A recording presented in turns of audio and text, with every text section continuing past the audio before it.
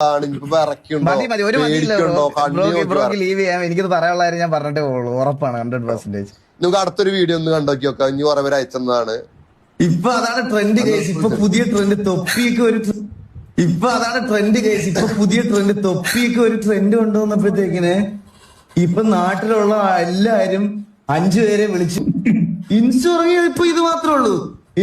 ഏതോ ആൾക്കാരെയൊക്കെ പിടിച്ചു നിർത്തിയിട്ട് മറ്റേത് സ്ട്രീമിംഗ് എന്ന് പറയുന്ന ഒരു സാധനത്തിന്റെ ഇതേ ചേഞ്ച് ചെയ്ത് ഇപ്പൊ ആൾക്കാർക്ക് ഗെയിം ഒന്നും കളിക്കണ്ട. ഇപ്പൊ ആൾക്കാർക്ക് ഗെയിം പറഞ്ഞു തുടങ്ങിയത് കണ്ണട എന്നുള്ള ഒരു സാധനം വെച്ചിട്ടാണ്. മനസ്സിലായോ? അവിടെയാണ് ഞാൻ പറയാം.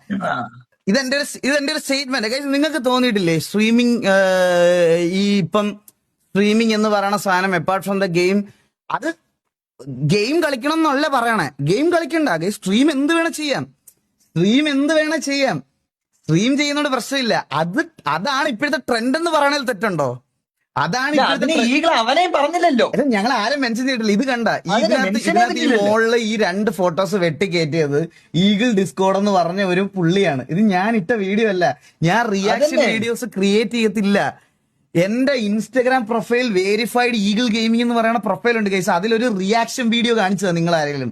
ഇപ്പൊ കുറെ പേരുണ്ടായിരിക്കും റിയാക്ഷൻ വീഡിയോ സ്വന്തം പ്രൊഫൈലിൽ അപ്ലോഡ് ചെയ്യുന്ന ആൾക്കാര്. ഞാൻ അങ്ങനെയല്ല ചെയ്യണേ. ഞാൻ അങ്ങനെ ചെയ്യാറില്ല. ഇത് ആരൊക്കെയോ കട്ട് ചെയ്തിടുന്നതാ. ഞാൻ ഈ റിയാക്ഷൻ പരിപാടി നിർത്തുന്നതായിരിക്കും നല്ലതെന്നാണ് എനിക്ക് തോന്നണത് കേട്ടാ.